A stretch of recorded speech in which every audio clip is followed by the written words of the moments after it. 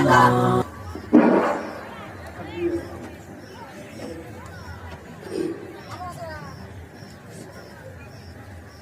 জন্য বুজুর্গ মেহমান চলেছে যে আমি আর কথা বলবো না, শুধু এতটুকুই বলে যেতে চাই, আলেমদেরকে যারা নির্যাতন করতেছেন, যারা দেখেন, আপনাদেরকে বলে যেতে চাই, কিছুদিন আগে অপবিশ্বাসের নামে কতগুলো মামলা ছিলেন, তাদেরকে মেকআপ করে সুন্দর করে যত্নের সহিত তাদেরকে আদালতে তোলা হচ্ছে। আর আলেমদেরকে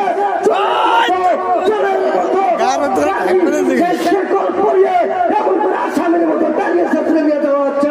এই জন্য বলে যেতে চাই, এই মানুষগুলোদেরকে সরকারকে জানাতে চাই, আপনার এটা আমাদের কাছ থেকে এটা আশা ছিল না যে আলেমদেরকে এই বাদ করে কোরআনের পাখিদেরকে এই বাদ করে কোরআনের কথা বললো লোকদেরকে এই বাদ করে সেরকম করিয়ে আপনারা আদালতের ভেতরে তোলেন। কেন? তারা কি চোর নাকি?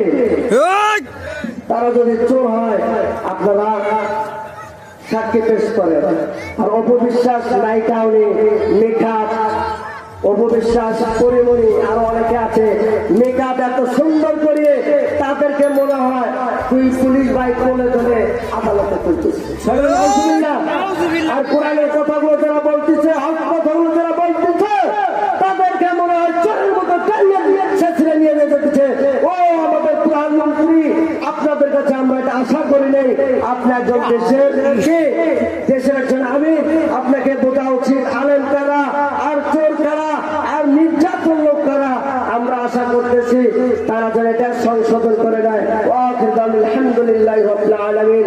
আমার যদি কোনো ভুল হয়ে থাকে আপনারা সবাই মাফ করে দেবেন। আসসালামু আলাইকুম ওয়া রাহমাতুল্লাহি ওয়া বারাকাতুহু। ধন্যবাদ। মাশাআল্লাহ।